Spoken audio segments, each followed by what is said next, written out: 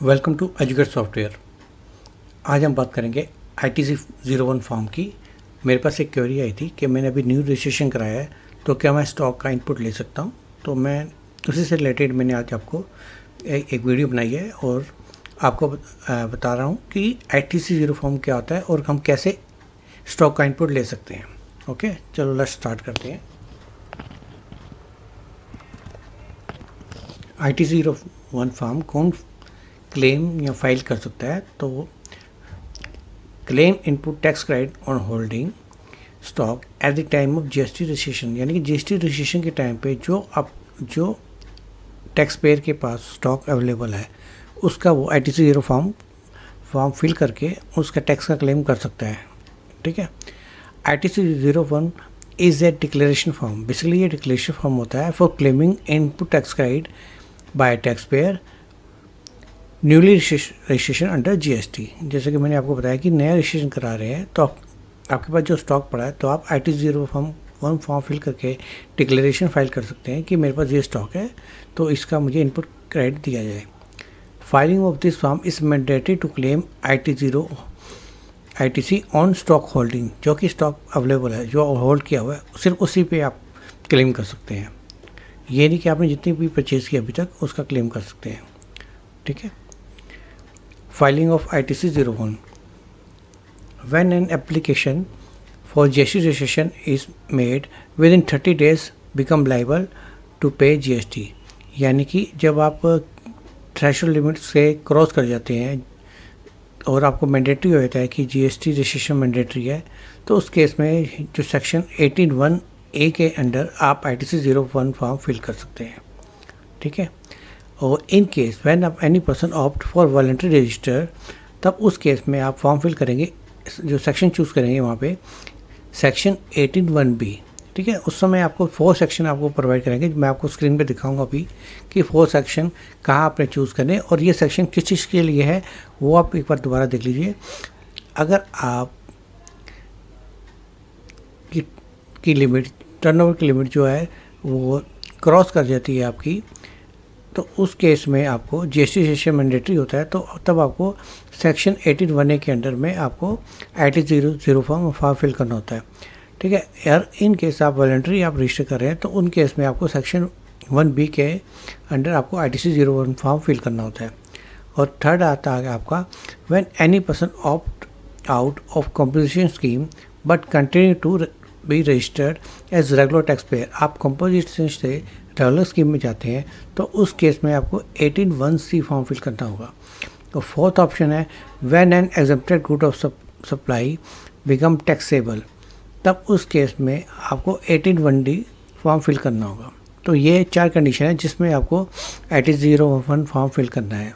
ठीक है, अब बात करते हैं कि इनपुट टैक्स क्रेडिट अलाउ कितने टाइप के होते हैं जो कि आपको ITC 01 फॉर्म में अवेलेबल होंगे।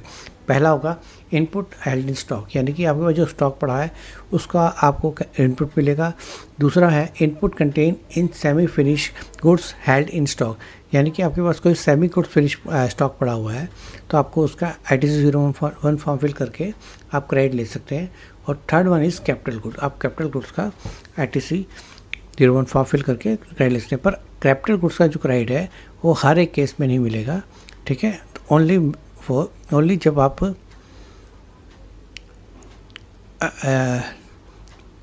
ये एग्जेम्प्टेड गुड सप्लाई का आप कर रहे हैं या फिर आप कमर्शियल स्कीम में तभी आपको क्रेडिट मिलेगा, अदरवाइज आपको उसका क्रेडिट नहीं मिलेगा। वो आपको आगे चल के दिखाऊंगा कि कैसे आप क्रेडिट ले सकते हैं। अब इसके एक और चीज़ देख लीजिए कि कब तक आप फाइल कर सकते हैं। ये तो है नहीं कि हमने आज हमने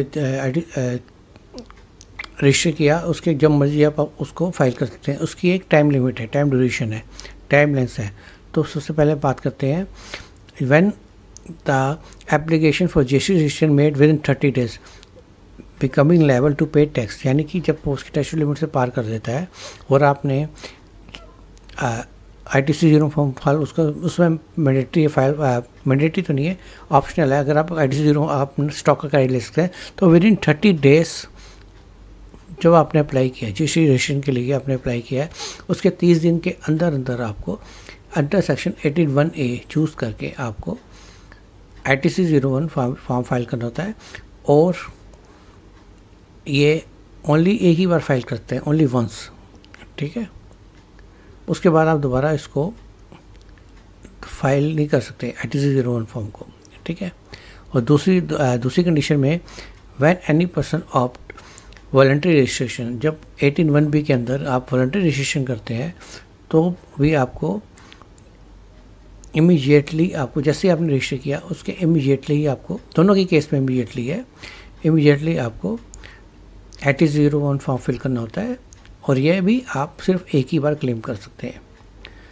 थर्ड ऑप्शन आती है आपकी, when any person opt cut out of composition scheme but continue to be registered as tax pay as regular tax pay.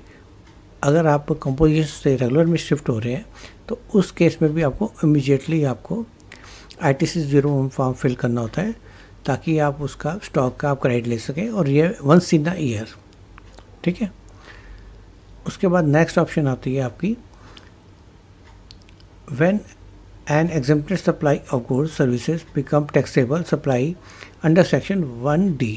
अगर आप 1D चूज़ करते हैं, यानी कि कोई एग्जेम्प्टेड गुड्स थे अब वो टैक्सेबल हो गया, उस केस में भी आपको इमीडिएटली, जब आपकी टैक्सेबल सप्लाई बन गई है उस समय इमीडिएटली आपको ITC 01 form, declaration form upload करना होता है, और ये वंस इन अ मंथ आप कर सकते हैं, ठीक है। तो ये cut off date for claiming of ITC and उनकी टाइम लाइन है, ठीक है। ये टाइम टू टाइम हो सकता है चेंज भी हो जाए, पर अभी फ़िलहाल यही है।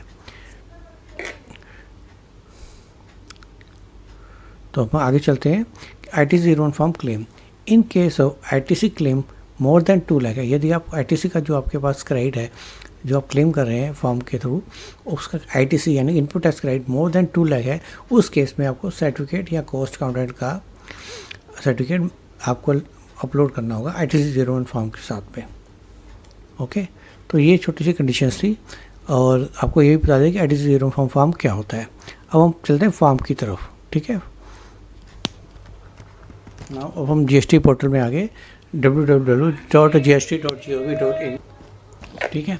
डाउनलोड में जाएंगे, डाउनलोड के अंदर आप ऑफलाइन टूल में जाएंगे, ऑफलाइन टूल के अंदर ये देखिए ITC 01 राइट साइड पे आपका थर्ड वन में ऑफलाइन टूल आपका आ रहा है। आपको आप यहाँ पे क्लिक करेंगे, क्लिक करने के बाद यहाँ से आप उसको डाउनलोड करेंगे।